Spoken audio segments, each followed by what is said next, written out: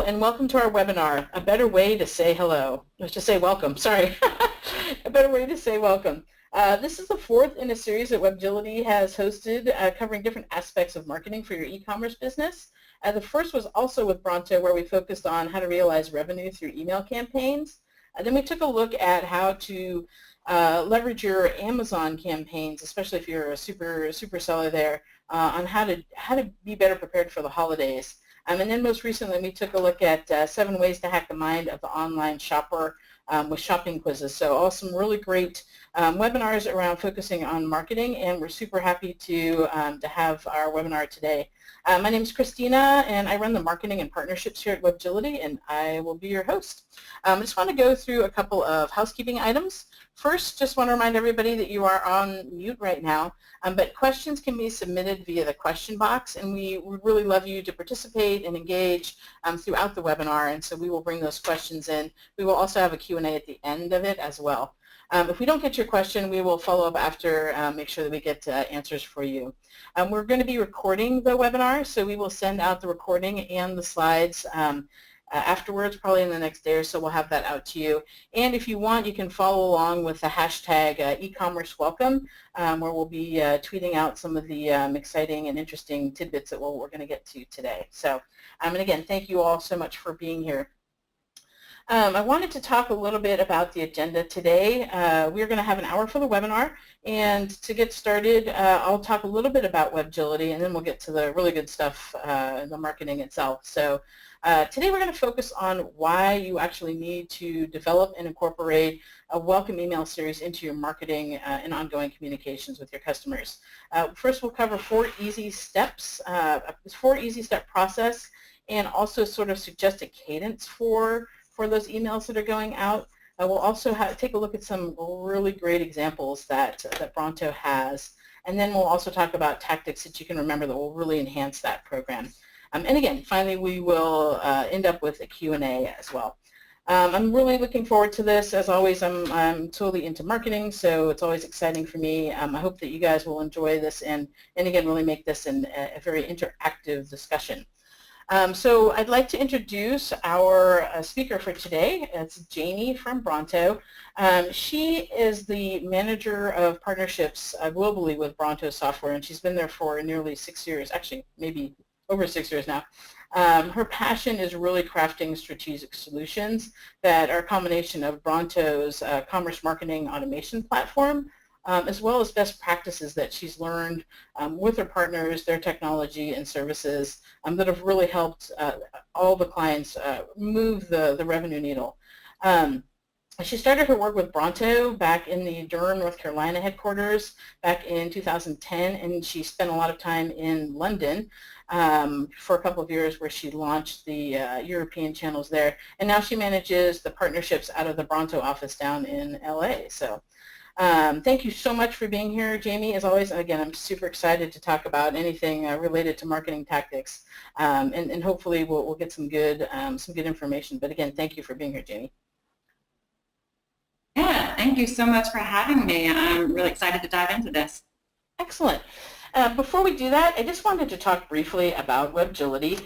Webgility's product Unify basically connects all of the sales channels that e-commerce customers, our e-commerce customers have with the accounting program that you have. So whether you're on Xero or QuickBooks, or if you're on certain sales channels like Shopify and BigCommerce, and really we take all of that data and move it into the accounting system so that everybody has a clear real-time understanding of what's happening with inventory management, with shipping, order management, and we really want to focus on, again, multi-channel e-commerce customers. And again, that's why Bronto is such a great partner, and especially with the content that they're going to share today, because it really should help a lot of people understand, how to leverage the where you are with your current set of tools and how to maximize what you're doing with your customers. So without further ado, I'm going to pass this over to Jamie to talk a little bit about Bronto. Sure, thanks. Bronto is a cloud-based commerce email marketing automation platform for mid-market and enterprise organizations globally. We are about 14 years old now, And 3 years running, we are actually the #1 email marketing automation platform to the U.S. Internet Retail Top 1,000 list. So that means that we are very proud to say that we actually have more clients in the Internet Top 1,000 list than any other email platform out there. We're a global organization. Our headquarters are in Durham, North Carolina. And we also have our second largest office in London, England, with another office in Sydney, Australia, and then New York and Los Angeles, where I'm currently located. We are 100% focused on commerce-driven companies. So 9 times out of 10, that means companies that might have a bricks and mortar presence, but most likely they have a shopping cart on their website and are transacting from their website. So therefore, they are leveraging email marketing automation and cross-channel communications to tie together bricks and mortar and online storefronts. Excellent. Fantastic.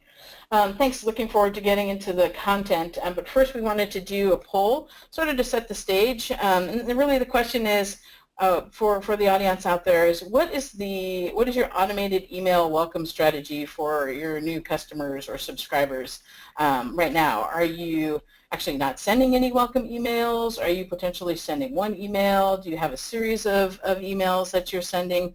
Just want to get a sense of what you guys are working on now, because that'll help us guide the conversation as well. So we're going to take a few minutes to... Ours take these polls up front to see who exactly we're talking to and who we've got in the audience. That's the one downside of doing a webinar, is you can't look out in the audience and see hands raised. So right, exactly. So I think we're going to go ahead and close that out. It looks like most people are not sending any welcome emails. So this is a great opportunity for you to understand what it is that's happening. And without further ado, I'm going to go ahead and pass this along to Jamie, who's going to tell you what to do for your welcome series. Excellent.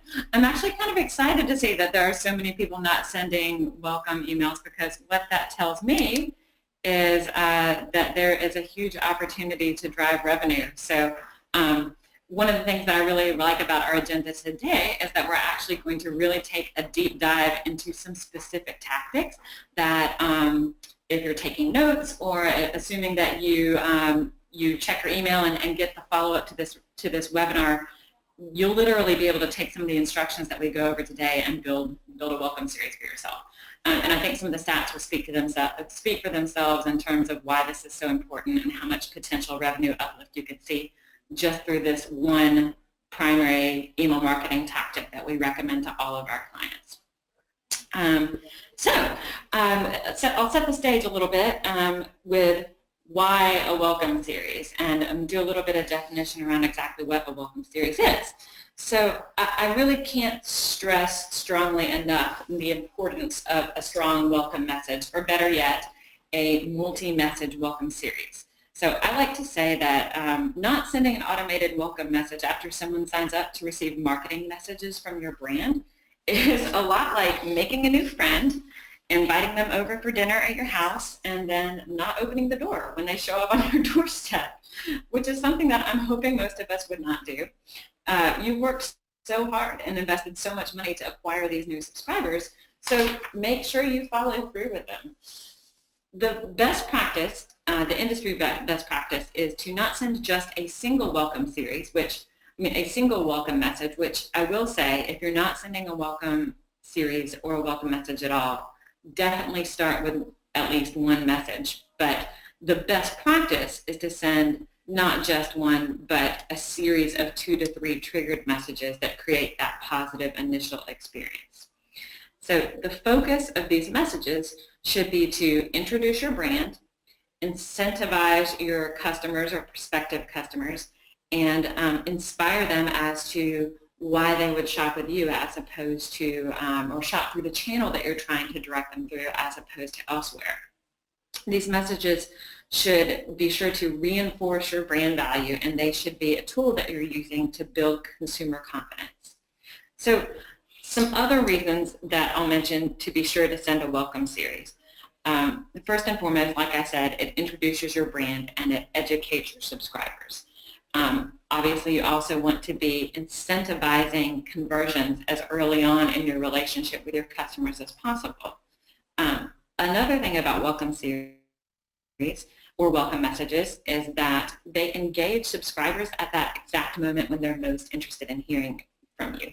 So assuming that you have automated these welcome messages to be triggered upon someone signing up for your database, you are responding to them automatically in a time when they are most interested in your brand or your product. These welcome messages have been proven to drive higher engagement metrics and to prolong your subscriber life cycle throughout the relationship that you have with your customer.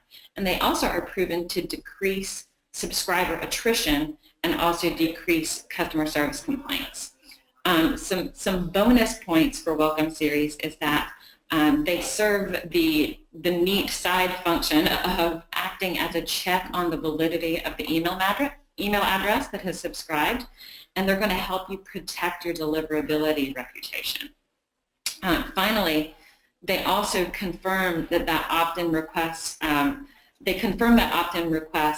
for your subscribers, and therefore they're going to drive a better return on investment for your overall email program, because you're confirming communication with someone that is highly invested in your brand. Therefore, you've got a much more engaged subscriber base as opposed to people that sign up and then don't receive a welcome message from you and perhaps forget that they ever subscribed from you. And then when you finally come to them with a marketing message, they unsubscribe or forget that they ever asked to hear from you. So, quick stat for one of our Bronto clients, Silver Jeans. They're one of our clients, and they actually see 22% of all their email-driven marketing revenue coming from their welcome series alone. This is not an uncommon stat for people that are executing welcome series. So, where to start? First thing that you want to do is you want to identify the action that you want the subscriber to take and the key information that you need to convey to drive that action. Also be sure that you're focusing on the benefits. So what's in it for the subscriber or the customer? The second thing is you want to be sure to identify upfront any obstacles to the action that you want your reader to take. And you want to be sure to include ways to overcome them. So to do this effectively, put yourself in the shoes of a new subscriber or customer. So think about questions that they might have. For example, let's say that I just signed up for emails from my favorite running shoe store. Maybe their question is, maybe I want to know how I pick the perfect pair of running shoes. Maybe this is a question that during your welcome series you can set expectations that you're going to be providing fitting guides. And that's going to help decrease an obstacle to conversion. Maybe one of your goals with the welcome series is not necessarily the immediate conversion, although that would be nice, but maybe you want them to create a user profile so that you can get more data from them out of their account profile. Maybe they have the preconception that it's going to take them too much time to create this user profile, and you want to dispel this belief. So maybe in your welcome series you want to say something like, we encourage you to take approximately 1 minute to create an account profile. Those are examples of ways that you can remove those obstacles to the conversions that you're seeking. And finally, Finally, you want to create low-key, polite, and friendly copy in these welcome messages. So really focus on being genuinely helpful, and if possible, create a sense of community. Make your subscribers feel that they have joined a community of people that are going to receive information. This email marketing community, it's almost like you've invited them into an exclusive club, and you want to set expectations for the types of information that they're going to be hearing. Thanks, Jamie. This is really important stuff, because I think that, like you're saying, people, they don't think about the entire buyer journey and what that looks like. And like you're saying, whether you're inviting people to dinner and then not providing them with a meal, or if you're having that, if you're in a physical store, there are different things that you'd be doing in that store. So I think, again, it's just really important for people to think about what it means and how they can leverage these welcome series to really sort of help that buyer journey along. Yeah, absolutely. It's all about creating a natural conversation flow, and this is a place to get it started. So step one in building your welcome series. Let's dive into the actual preparatory steps for this. So the first thing that you're going to want to do is recognize that a successful welcome series is going to require reliable data. So think about how you can optimize your acquisition points to collect more relevant information. So I'm about to go through 4 really easy ways for you to collect useful data that you can then rely on during the duration of your welcome series and throughout the lifetime of your communication with your customers. So first, when you collect that data, are you asking for preference data that you can segment on at the point of sign-up? Your subscribers are more likely to provide you with information during those initial interactions when they are most engaged with your brand. So if your sign-up process allows for it, you should attempt to collect gender, perhaps category of interest, or any other targeted information that pertains to your products. The second thing that we recommend is that you consider creating your segments from the very start. So one of the things that people can do is add a hidden field or a list assignment based on the page that the user is viewing when they choose to sign up. So for example, in this case, we've got a client of ours, Hudson Shoes. They are a shoe retailer, and they have created a hidden field value where based off of where that person is signing up from, whether it be a men's page of products or a page of women products, using that hidden field, they have then populated a gender field in their database, and they can take this a step further so that when they send their welcome message, they can use something like dynamic content to display images that relate to the location that the subscriber was on when they signed up to receive emails. Another recommendation that we make is that you capture click activity. Actually, let me go back here, sorry. The welcome messages should be the most read message in your email program.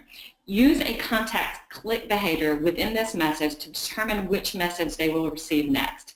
Not only are they interested in your products because they've just signed up, but their actions immediately tell you what they're focused on. The navigation bar that's going to be at the top of those welcome messages that you signed out makes an obvious choice for links that you could use to determine data that can influence the remainder of your series. Finally, during the welcome message, we also recommend that you include a managed preference message because that's a very common way to collect data during the welcome series. So if you send out a request for a managed preference series, send it early in the series so that you can use that data provided to dictate further messages. So next here, let's talk about, sorry, I got a little bit ahead of myself on slides earlier, but speaking back to creating the segments.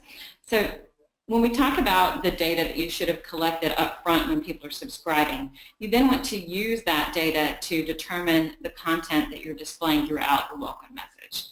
So what we've got here is this example from our client Hudson Shoes. Here, dynamic content is going to be your best friend.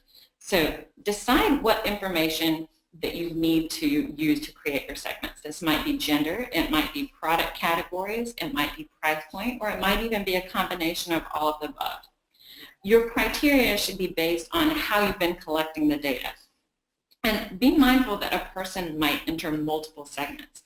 So creating a priority list of the priority order of your segments is going to be important to you. So for example, if someone clicks on both, let's say that we're selling women's clothing, and if someone clicks on both the women's and maternity links in your welcome message, you're going to need to determine which of these two segments takes precedence over the other. So in this case, or in this example, you might decide that maternity has a more immediate need, and therefore you might give precedence to that maternity-focused segment as opposed to the female product segment. So next step is going to be determining the stream of messages that you create. We'll go through a sample for, yes. Jamie, I just wanted to interject a little bit about the segmentation. I know for a lot of folks, the segmentation, they might not be at a place where they think that they need to do that. But even if you're segmenting to, a small group of people, it's important so that they're actually getting the correct message is going out to those people. Otherwise, you're, potentially alienating people or giving them either too much information or the wrong information.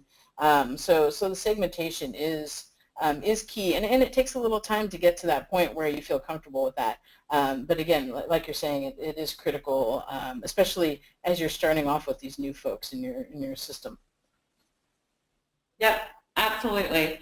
Later in the webinar, we're going to be going through a sample 4-part message series in just a few moments. But right now, what I'd like to start with is showing you an example of a client that's got a great initial welcome email series, and that's Everlast. They are a company that is really well known for boxing and martial arts products. So what they did is they created one simple message series that accounts for only 2.3% of their total email sends. But yet those 2.3% of their total email sends is responsible for 38% of their total email revenue. So soak that in. That's a pretty great weight that a small volume of messages is carrying in terms of their email revenue. They're doing a lot of things right when it comes to email marketing. Not only are they sending multi-message welcome series, but they're treating people who join their database after engaging with the boxing part of their website differently than those who sign up from the MMA section of their website. So again, taking people down a different path based off of what data they already have about them that they collected during the sign-up process is helping them to tailor the messages that people receive during that welcome segment. So step 4, always be testing, always be optimizing. So analyze and adapt. Do not set it and forget it. You're going to want to be sure to analyze the performance of your welcome message and determine if there's a way to have it convert better for particular segments based off of doing some A/B testing and perhaps creating a delivery group of all your welcome messages and the variations that you're sending out. So use this intelligence and these analytics to create new segmentation strategies that you can then test and compare to each other. Another idea is to use some of this data that you're collecting during your welcome series. Use it to begin a post-purchase or perhaps even a lapsed purchase series that leverages some of the insights that you're getting from this data during your welcome series.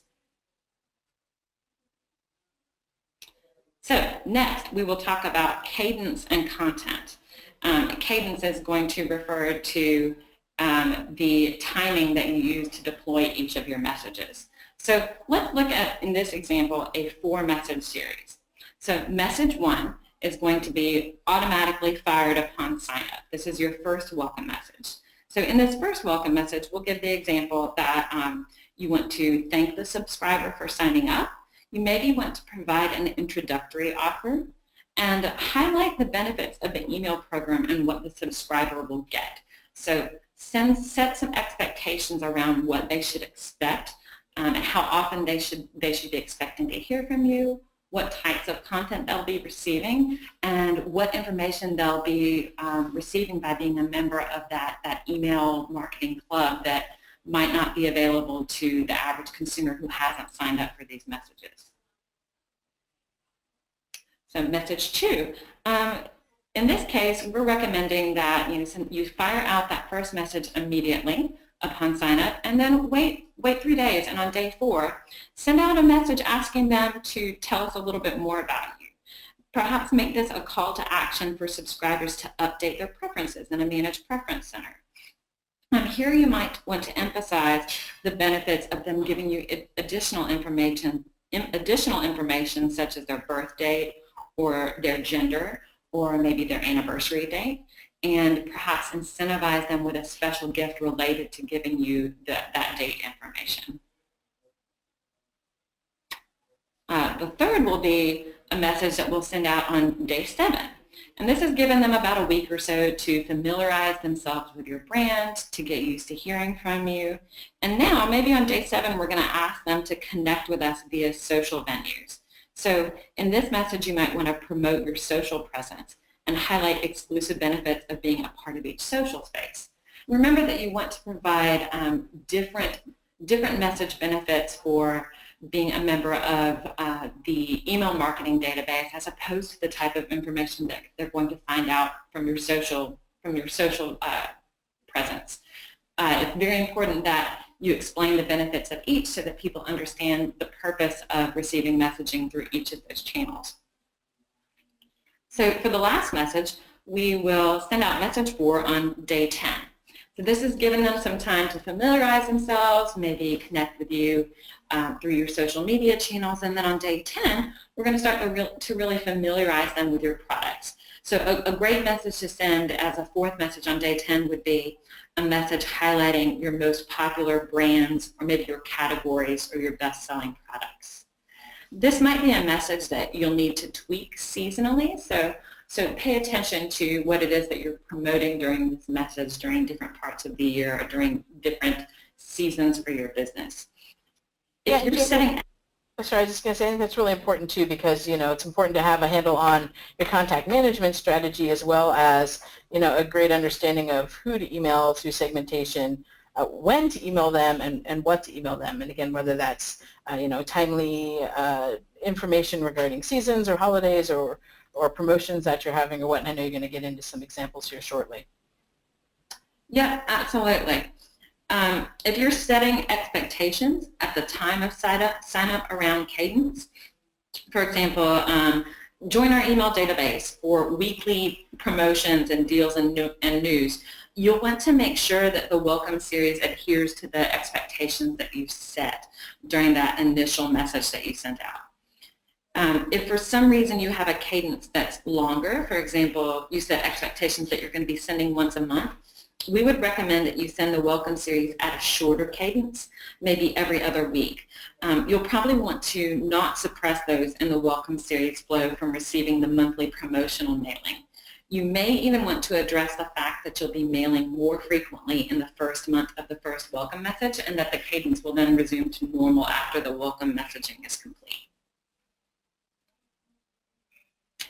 So let's take a look at a few sample messages to represent each of the 4 messages that we suggested during the sample cadence. So we'll use our client Clark's as an example here. This first message is that introduction message that we talked about. So you can see here in their email they're saying, hey, we're glad you've joined the Clark's community. So they're welcoming them to being a member of a community, their email community. They are letting them know exactly what to expect during these messages. They're letting them know that they should be able to expect to hear about special promotions. They will get news about new store openings, product launches, and also new products or seasonal trends that are coming out so that they can stay on top of new offerings.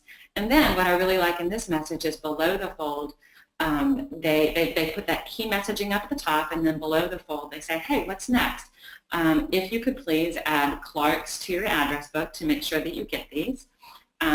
Also, they go ahead and kind of plant a little seed there for going in and updating their email preferences in a managed preference setter, which is a great move. They go ahead and for the super fans, they solicit that perhaps they go write a review of their favorite shoes. And then finally, they obviously give them an opportunity to start shopping.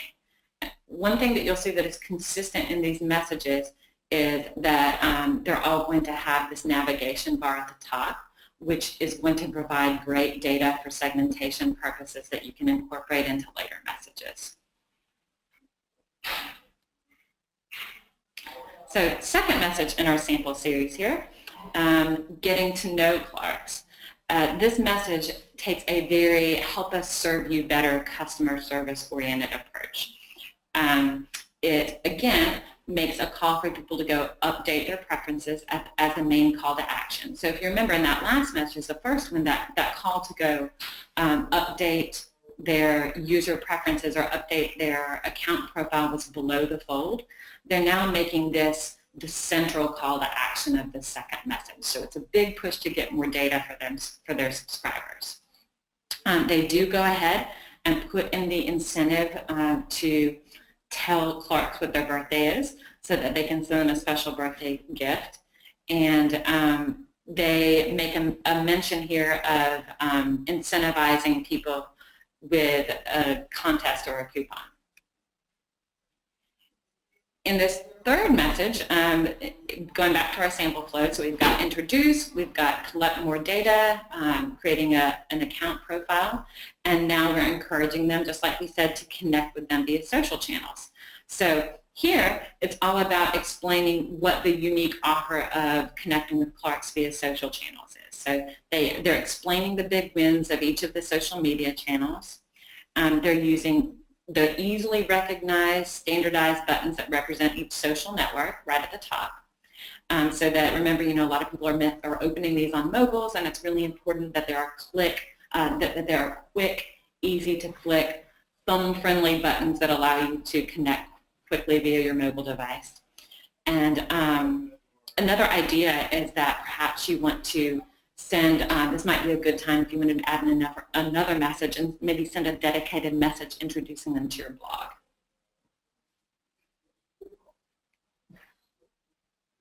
So finally, in our fourth message in this sample series from Clarks, they're going to introduce them to some of their key products with a focus on what's hot for the particular season that they're in. So in this case, it's fall, and they're introducing one of their most popular fall shoes. So this fourth message, introducing your brand, you're going to want to highlight your most popular products and categories, and perhaps even highlight what others are buying. This could be a great place to maybe even below the fold. If you had some Instagram content or social promoted content that features people using some of your products, that might be a great idea to include below the fold. As we discussed, be sure to update this message seasonally. Don't let the same message run all year. You might want to change that block out. But be sure that the key point of this is giving the subscriber more information about your brand and your products. And take the opportunity to point out what it is that sets you apart from other competitors, whether that be things like free shipping, free returns, whether that be, like we mentioned earlier, maybe a unique fit guide that is unique to your brand, or how to shop information, how to select the proper product that's right for you. All of these things can help set you apart as a store that's going to provide a unique experience that maybe your competitors or other channels won't.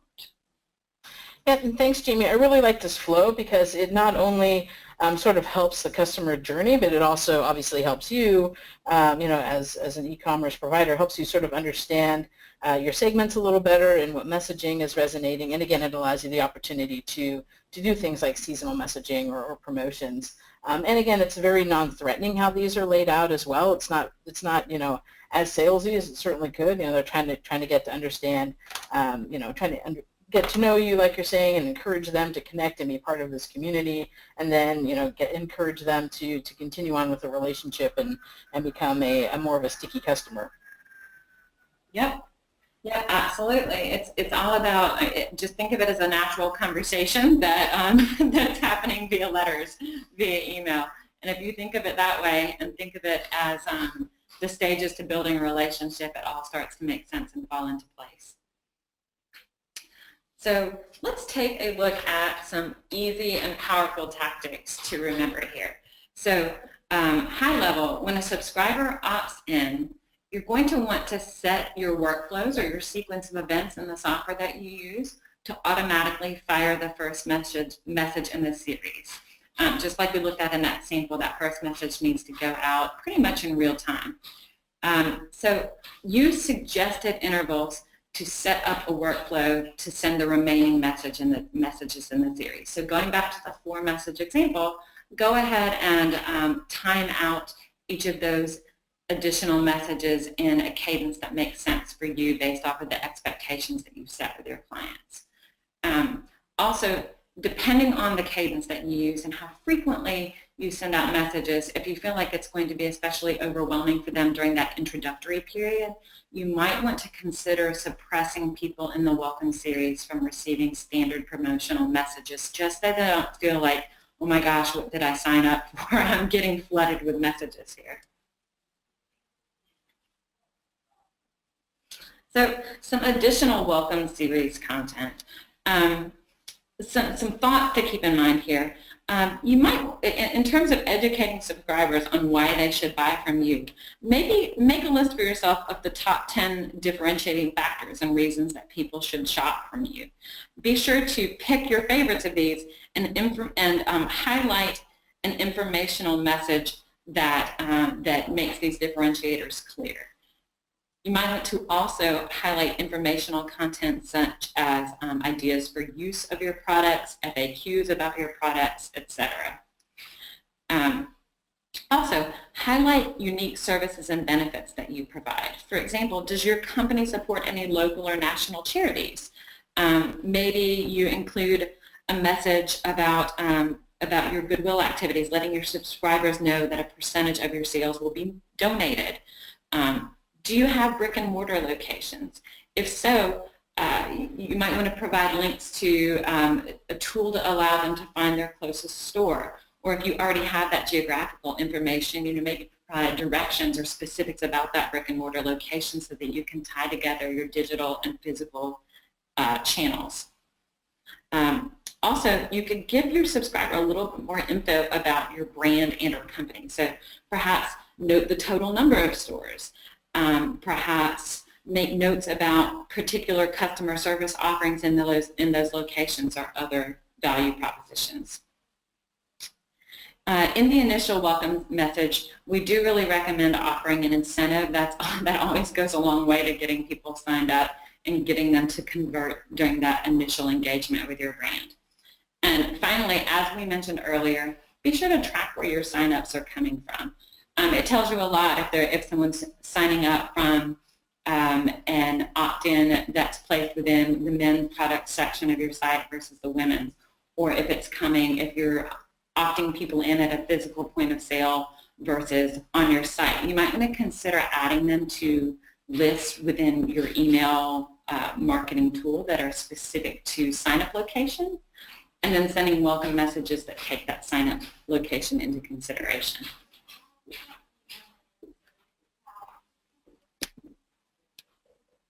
So let's take a look at some examples of Bronto clients that are actually utilizing some of these tactics and what they've resulted in for them. So one of our favorite welcome series darlings at Bronto is a British client of ours called Not on the High Street. They are, kind of think of them as like a marketplace meets Etsy. They have done some really innovative things with their welcome series, and they've been a bit of a poster child for us as far as best practices for a welcome series go. So what they've done is the first 3 messages that Not on the High Street sends out are all about the Not on the High Street brand. So those messages go to every single customer. The later messages are triggered by the customer's behavior. So for instance, a customer who made a purchase as a result of one of the first 3 emails would then be sent a message detailing the various social media platforms that Not on the High Street uses. If the customer opened the message and clicked on something but didn't make a purchase, then a message detailing the newest products on the site is sent next. But what about customers who didn't open any of the first 3 messages? Customers that didn't engage with any of those first 3 messages at all receive a more offer-driven message that includes a discount, because it's obviously, they've already made it obvious through their lack of engagement that it's going to take a higher incentive to entice them to convert. Now, for people that purchase more than once, those people go ahead and get removed from the welcome series. There's no point in continuing to send them messages that are all about introducing them to something if they're already bought in. It's time to move them from the 101 track to the 201 track. For people that purchase once, but then perhaps lapse and don't purchase again, those people would get a message letting them know that those who make a second purchase could be entered in a prize drawing. So again, it's all about recognizing the different levels of engagement and treating them differently. So there's a myriad of possibilities of messages and outcomes that you can create based purely on the actions that the customer has previously taken. But many of those varied paths, obviously the goal is to lead them to the same end result, which would be conversion. So for Sorry, I was just going to say we had a question come in, and that is, if somebody doesn't have, a sophisticated system like a Bronto, They're asking, or they can't actually segment. They're asking, is it okay just to send one email? Should they still do a series and just blast everyone? So I don't know if you have any thoughts on that. Obviously, this is, a better way to do this and a more strategic way to do it. But if you can't segment, you don't have that system in place, what are some things that they could possibly look at? Yep. If it's tough to segment, I mean, obviously, one welcome message is better than no welcome message. So I wouldn't say it's an all or nothing. Definitely be welcoming them and, introducing them to your brand. And I would say, then just always be thinking about a lowest hanging fruit approach. So, maybe you've got purchase data. Maybe people who have purchased as opposed to people who haven't purchased. So perhaps you set some points for yourself to check in and look at who's purchased versus who haven't purchased. And maybe if it includes some manual work, you set some checkpoints where you manually send out messages based off of that behavior. That said, I really do recommend that you look into a tool that allows you automation to support those processes, because it's going to really pay great dividends for you, and it's likely to make up for return in terms of the return on your investment will likely be marked. So, when on the high street, for example, speaking of their ROI, their welcome series actually saw 20% higher ROI than all of their other non-welcome marketing messages. So overall, the unique journey strategy for on the high street resulted in a 48% year-over-year increase in revenue, which is pretty impressive. So let's take a look at Glasses USA here. This is an interesting one because people don't really buy prescription glasses that often. It wouldn't seem obvious that it would make much sense to send daily or weekly emails to every last person on your message. But that's what they were originally doing. Glasses USA at the onset was sending daily and weekly emails to everyone on their list regardless. So when they started working with Bronto, part of their strategy was to create a multi-part series for new subscribers. That was one of these welcome series, and it actually ended up generating over 30% of all of their email-driven revenue. So just like we talked about, they leveraged this welcome series as a way to start collecting data, and then they scaled back on regularly hitting everyone with the same message, and instead created segments based off the data that they're collecting during this welcome series. And you can see that there are a lot of different different places that people could engage with on this message that could be used for segmentation. So they started collecting data early on in their welcome series, and that data powered segmentation that then resulted in some pretty unexpected success. We've got a quote from this client, and he said, in the beginning, it was really hard for them to accept the idea that sending fewer emails could actually drive higher revenue. But that's exactly what it did. So it can be a little bit of a leap of faith, but the dividends will pay off. Hey, Jamie, that actually segues nicely into a question that we had. The question is, it's about sending the email series in conjunction with emails that they already have planned. So, for example, they already have a newsletter that goes out several days or several times each week. And so, like from our standpoint, whenever we send our welcome series to our customers, we always suppress some of the other emails that are going out. So the question really is, how do those sort of two fit together if they already have like a drip campaign or other emails or newsletters going out in conjunction with the email series? Yeah, I mean, I think, Christine, I think you're exactly right. I mean, my best advice would be to think about try to put yourself in the shoes of the average subscriber. You've just signed up for a new welcome series. You're not sure what to expect. If the first thing that happens is that you get hit with a welcome message as well as, a once-a-day email, you might feel a little bit overwhelmed, and you might see your unsubscribe rates plummet.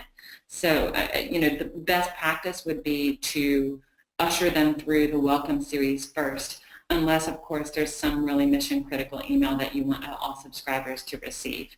That said, if you've got a more relaxed cadence, maybe you're only sending monthly to your entire newsletter, there might be a little bit of room for overlap there. But, I'd say, again, I know it sounds like I'm really beating the drum on this, but sometimes fewer emails can actually result in higher engagement and higher conversion. So just put yourself in the shoes of the customer. Christina, I think we have a poll coming up. Am I correct? Yeah, so we're going to go ahead and do another poll.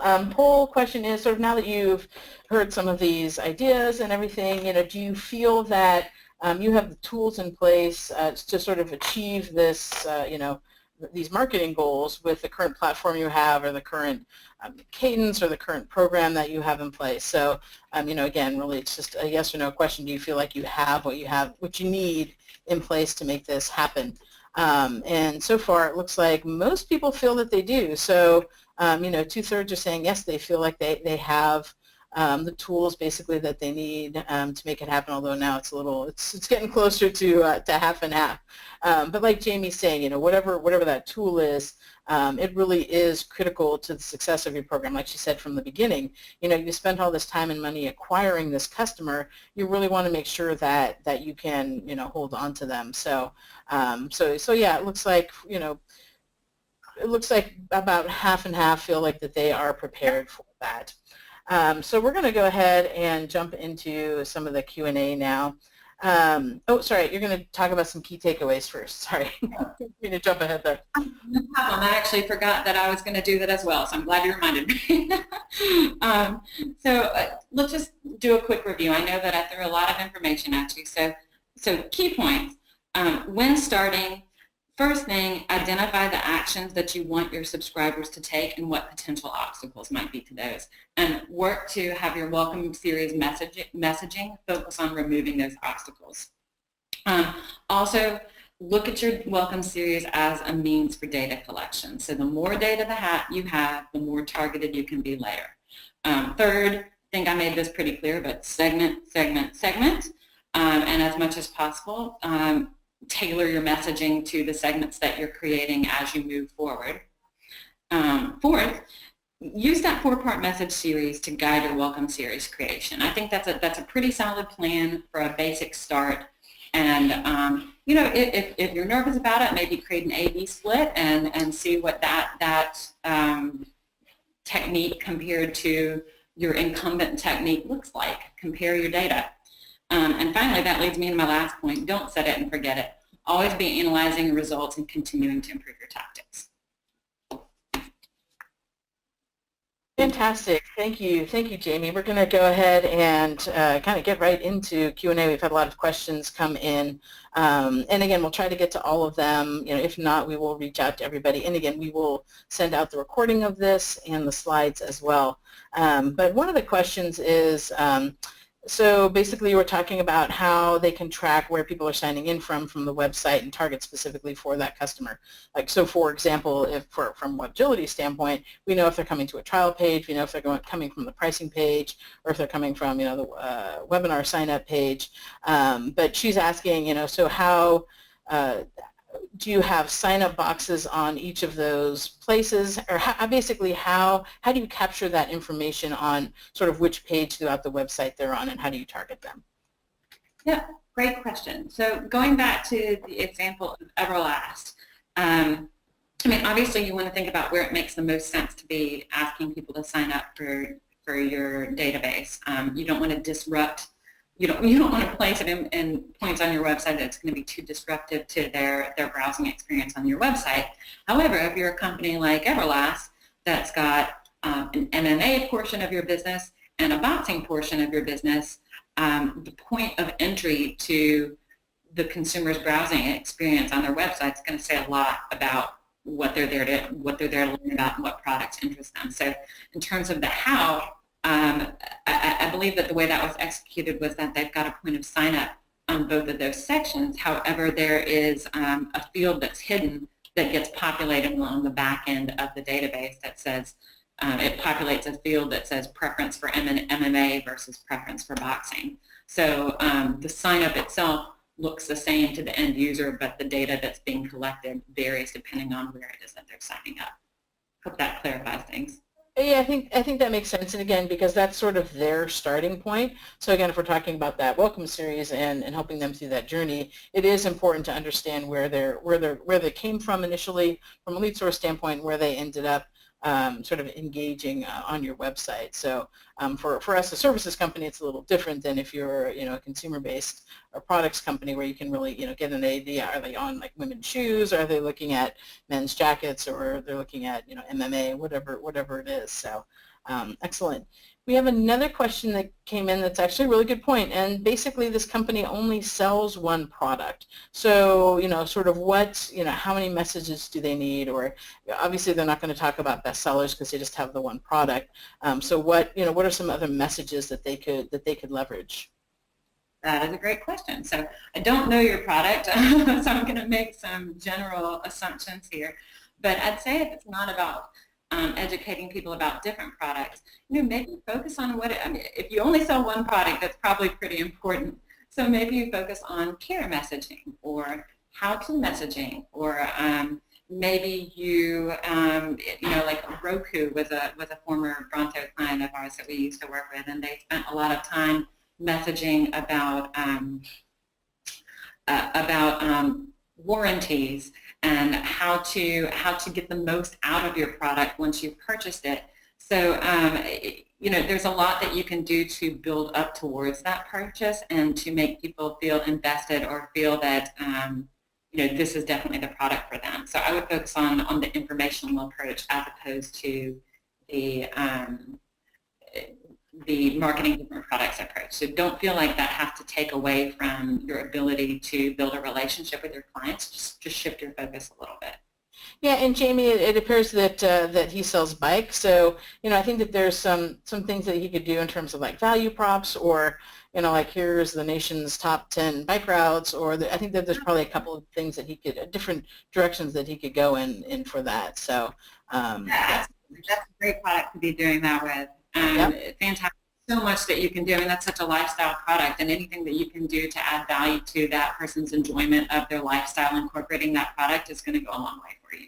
Yeah, excellent. Great. So we have another question that's talking about, so part of what we talked about in the series of emails is the different calls to action that they're going to do. So for example, if at checkout or via one of the emails, somebody actually signs up for a newsletter, then how, again, it kind of goes back to what's that cadence? Do you then continue to send the welcome series now that they've signed up for your weekly newsletters or emails? And how do you sort of balance your calls to action, again, if they are asking for more information or specific information with the email, with the welcome series? Again, in some cases it depends on the platform that you have in place, because once they've done something, you can, at least in our system, you can like remove them from that flow in general, but just to kind of give people a sense of how that might work and operate. Yeah, I mean, I'll go back to the rule of thumb, which is, I think it's best to usher people through a distinct welcome experience. However, if you've got mission critical information that is not included in your welcome series, just use your best judgment and make sure that the balance is there. The end goal is to just not overwhelm people with messages that make them feel that maybe they've made the wrong decision to sign up to receive messages from you.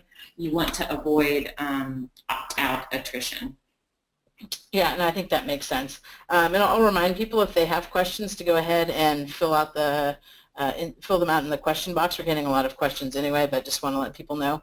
One question is, this person's talking about, basically short versus long form or potentially progressive. Like, what is it? Is it better just to have people like give you their email address to start, or is it better to collect more information? But you might get fewer signups if you're collecting more information. So I don't know if you have any sort of best practices around that. I would say the shorter the better. The best thing to do is to keep it short. Maybe if there's one critical piece of data that you need in addition to their name an email address, maybe collect that, one or two, but think, again, always putting yourself in the shoes of your customer. Think about any perceived barriers to entry or barriers to sign up. And when possible, maybe leverage those hidden fields that we talked about that you can use to collect information. But I'd err on the side of less is better, and letting them give you the data that you're looking for, maybe in the next step in the series, rather than forcing it all as a barrier to entry initially.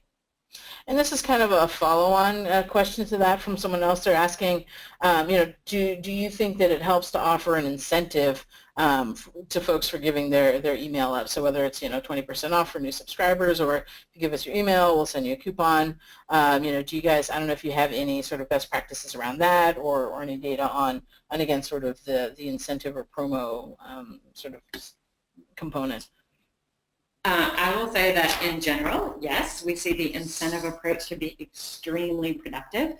That said, if it might be worth doing some split testing with your sign up, and just try 50% with an incentive, 50% without, and compare your metrics, and that should give you your answer. I never want to make assumptions about anyone's business without knowing it, but Sure. In general, obviously that's a popular tactic.